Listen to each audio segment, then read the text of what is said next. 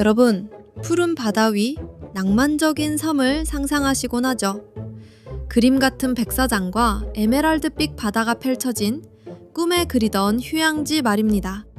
하지만 우리가 흔히 떠올리는 그런 평화로운 풍경과는 전혀 다른, 상상조차 할 수 없는 위험이 도사리고 있는 지옥의 섬들이 실제로 존재한다는 사실 알고 계셨나요? 이곳은 발을 들이는 순간 살아 돌아갈 수 있다는 보장이 전혀 없습니다. 마치 저주받은 땅처럼 한번 들어가면 최소 99%가 흔적도 없이 실종된다고 하는데요. 과연 그 이유는 무엇일까요? 단순히 예측 불가능한 자연의 변덕, 예를 들어 갑작스러운 폭풍우나 거센 파도 때문일까요? 아니면 그보다 훨씬 더 끔찍하고 설명할 수 없는 무언가가 그곳에 우리를 기다리고 있는 걸까요? 오늘 저희는 여러분의 상상력을 뛰어넘는 오싹한 공포가 숨겨진 미지의 섬들의 이야기를 본격적으로 시작합니다. 안녕하세요, 여러분.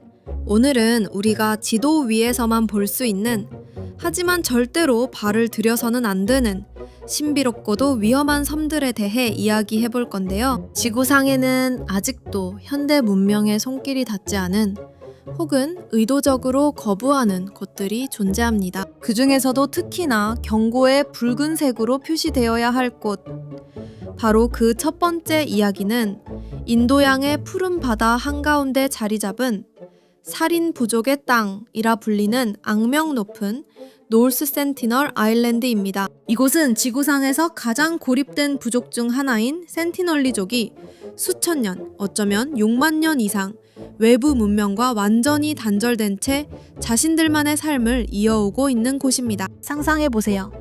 우리가 당연하게 누리는 전기, 인터넷, 스마트폰 없이 오직 자연과 함께 살아가는 삶을 말입니다. 하지만 그들의 평화로운 고립은 외부인에게는 치명적인 위협이 됩니다. 센티널리족은 외부인의 접근을 극도로 경계하며 그들의 땅에 발을 들이려는 시도 자체가 용납되지 않습니다. 배가 접근하면 활을 겨누고 해안가에 상륙하려는 순간 날카로운 창과 화살이 날아드는 것이 그들의 방식입니다. 마치 영화 속 한 장면처럼 들리시나요? 안타깝게도 이것은 현실이며 수많은 비극적인 사건들이 이를 증명하고 있습니다. 인도 정부조차 이 섬에 대한 모든 접근을 법적으로 엄격히 금지하고 있습니다.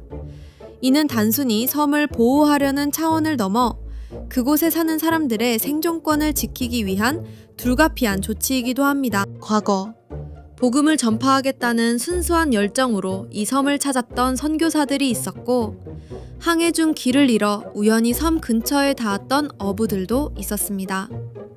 하지만 그들의 운명은 참혹했습니다. 섬에 상륙하거나 너무 가까이 다가간 이들은 센티널리족의 날카로운 무기에 희생되었고, 충격적이게도 그들의 시신조차 수습할 수 없었다고 합니다. 그들의 땅은 그 어떤 외부의 개입도 허용하지 않는 죽음의 경계선과도 같았습니다. 가장 최근의 안타까운 사건은 지난 2018년에 있었습니다. 한 젊은 미국인 선교사가 성경을 들고 이 섬을 방문하여 센티널리족에게 복음을 전하려다 결국 희생되었습니다. 이 사건은 시간이 흘러도 변치 않는 섬의 위험성과 외부인에 대한 그들의 강력한 배척 의지를 다시 한번 전 세계에 각인시키는 계기가 되었습니다. 그렇다면 왜 이들은 외부인을 그렇게까지 극도로 그리고 폭력적으로 배척하는 걸까요? 단순히 낯선 것에 대한 두려움이나 무지 때문일까요?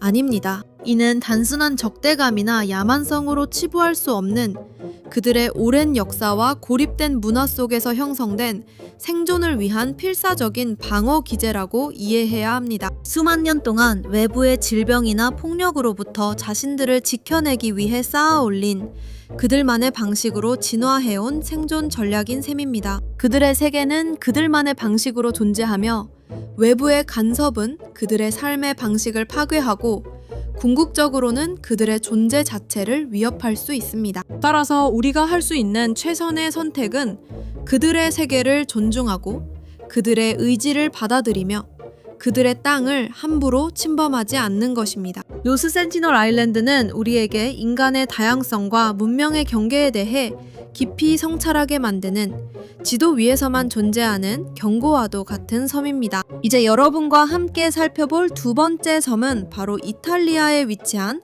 포베글리아 섬입니다.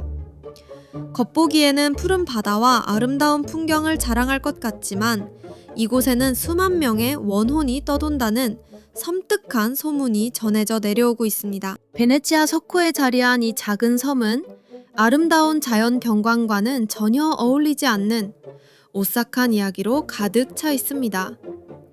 마치 그림 엽서 속 풍경과는 상반되는 짙은 그림자가 드리워진 곳이죠. 여러분은 이 섬에 대해 얼마나 알고 계신가요? 그 이름만으로도 등골을 서늘하게 만드는 포베글리아 섬의 진실을 파헤쳐 보겠습니다. 과거 흑사병 환자들을 격리하고 그대로 매장했던 죽음의 섬으로 불렸기 때문입니다. 상상만 해도 오싹한 이 섬의 진짜 이야기가 궁금하시죠? 포베글리아 섬은 17세기 초 흑사병의 끔찍한 확산을 막기 위한 최후의 수단으로 사용되었습니다. 당시 유럽 전역을 휩쓸었던 흑사병은 수많은 생명을 앗아갔고 이탈리아 역시 예외는 아니었습니다. 정부는 감염된 사람들을 즉시 격리해야 했고 그들의 유일한 격리 장소가 바로 이 포베글리아 섬이었습니다. 수많은 환자들이 배에 실려 이곳으로 보내졌고 살아있는 채로 땅에 묻히는 끔찍한 일들이 벌어졌다고 합니다. 마치 살아있는 사람들을 산채로 매장하는 듯한 잔혹한 행위가 이어졌다는 기록들이 전해집니다. 섬 전체가 거대한 비명과 고통으로 뒤덮였을 것이 분명합니다. 마치 거대한 무덤처럼 변해버린 섬에는 그들의 고통스러운 원혼이 아직도 머물러 있다는 이야기가 끊이지 않습니다. 그들의 억울함과 고통이 섬의 땅과 공기 속에 스며들어 영원히 떠나지 못하고 떠돌고 있다는 것이죠. 하지만 포베글리아 섬의 공포는 여기서 끝나지 않습니다.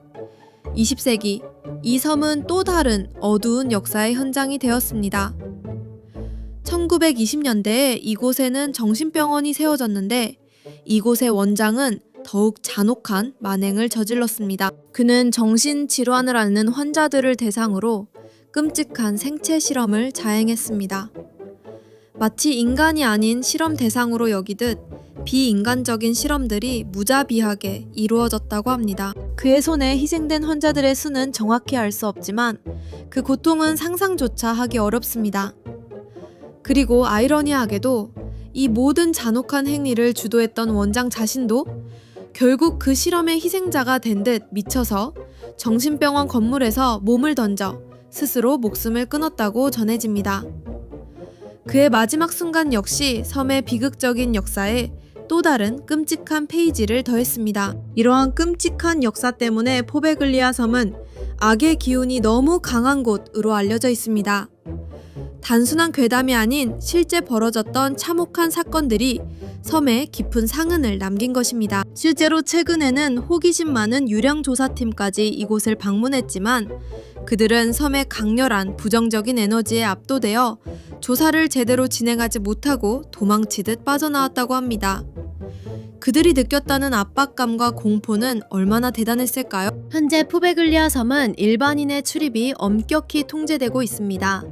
이탈리아 정부는 섬의 안전과 과거의 비극을 존중하기 위해 섬에 대한 접근을 금지하고 있습니다. 섬의 과거와 관련된 끔찍한 이야기들, 그리고 실제로 벌어졌던 잔혹한 사건들이 겹쳐지면서 포베글리아 섬은 전 세계에서 가장 소름 끼치는 장소 중 하나로 손꼽히게 되었습니다. 그 누구도 쉽게 발을 들여놓기를 꺼리는 금단의 땅이 되어버린 것이죠. 여러분은 포베글리아 섬에 정말 귀신이 있다고 생각하시나요?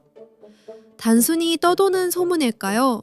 아니면 이 섬이 가진 비극적인 역사와 끔찍한 사건들이 만들어낸 섬뜩한 분위기 때문일까요? 분명한 것은 이 섬이 품고 있는 어두운 이야기가 많은 사람들의 상상력을 자극하고 있다는 사실입니다. 섬의 좌표를 검색하는 것은 좋지만 그 뒤에 숨겨진 거대한 공포와 미스터리는 우리가 감당하기 어려울 수 있다는 점을 기억해 주시기 바랍니다.